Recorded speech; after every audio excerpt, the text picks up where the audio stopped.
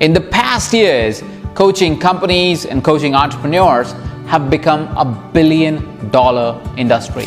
Yes, corporate coaching has become more requested in the past few years and is becoming more and more mainstream. We have an opportunity ahead of us. If we can impact the workplace environment, we can change the world on a daily basis. A single manager gaining coaching ability has a possibility of impacting 8 more lives. Here are the 3 areas where we need to make managers better coaches. First, help them with their understanding of human beings. Managers tend to study management principles, strategies, and forget the point of being a manager, which is to lead people. Management is a title that is given to a leader of a division or a business. Leaders lead. Leaders lead human beings. The understanding a manager really needs to build is how human beings work. How do they operate?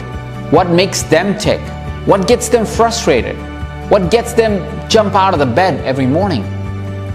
Understanding human beings is the greatest skill a manager can have. This skill is what they need to develop to coach their teams to deliver an optimal performance. Now, understanding what we do and why we do certain things is not as simple as the Kardashians make it sound. I think you should experience it. You always say I want to experience things, but I don't think you actually want to experience things because you would experience it if you wanted to experience things. I don't know what you're talking about. It's more complicated than that. Here is something that helped me a ton while I coach my teams in my business. Align with your team members' goals. This simple trick is often forgotten. Most managers inspire and motivate the teams for the vision of the company or their own vision. Nothing wrong with that. Having a vision and riling up your troops for it is a great idea. A better idea is to follow up by asking, what are the goals of your team members? And then aligning the company goals to their personal goals. When your team sees how they win when the company wins, you have a team that is inspired and motivated to get to the common goal. Second key area to train and coach managers is language. We are so conditioned to say the things that we say in the way we say it that we often don't see how sometimes what we say can hurt people. There was a time as a leader I would crack insensitive jokes. It was from my past conditioning. I wasn't trying to hurt somebody, but as I would learn later in life, I was hurting people that I loved the most. Language can define the type of leader you are. Here's a little hack that you can share with the managers you are coaching that will shift the way they use language. Shift from enforcing an opinion to asking for one. James Beard, award-winning chef Grant Achatz, learned a lesson in leadership when he lost his taste buds to cancer. Think about a chef who couldn't taste his own food. The lesson he learned made Alinea one of the top restaurants in the entire country. Grant would draw pictures of possible food items. He would share ideas of what he envisioned the food at Alinea may look like. And his team was the one that finally brought it to life. I realized that to make a world-class restaurant, you can't do it yourself. You have to take the voice of all these people.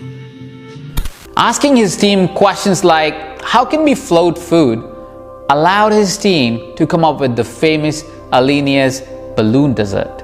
If the managers shift their dialogue from, here is the answer, to what do you think could be the answer, the teams would shine. The managers would shine because they are leading from curiosity and interest towards their team members. The third area of coaching skills that managers need is to be able to resolve conflict. Firstly, conflict is not necessarily bad. Conflicts happen on a daily basis, and most of them are so small that you don't need to pay any attention to it. But sometimes conflicts, if left unresolved, can lead to discontent, unhappiness, and can even impact the revenue of the company. It's not conflict that is the challenge. It's unresolved conflict that is the challenge. That distinction alone should help managers understand which conflicts to engage in and which ones not to engage in. Now, how do you resolve a conflict? Well, one way is how Michael from The Office does it. I don't understand why you keep picking on me. Another way to deal with conflict is to understand where does it arise from and how do you resolve it when it's there. Most conflict arise from lack of appreciation or lack of autonomy. When managers fail to acknowledge team members or other team members fail to recognize efforts of other team members, tensions can arise. When these tensions are left unresolved, they can lead to conflict. Same happens when a manager tries to manage a little too much. It takes away from the freedom of your team members, and as the freedom goes away, we tend to build resentment because we feel like we can't really use our capabilities. A not so easy but kinda easy way to resolve that is to have honest conversations. The way you show up, other team members of your team would show up the same way. If you are honest about appreciating your team members, if you are amicable and honest about your feedback to other team members, your team members would reciprocate the same.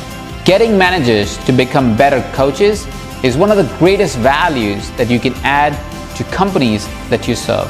When managers do better, companies tend to make greater revenue, the team members are happier, and the workplace is a joyous place to be.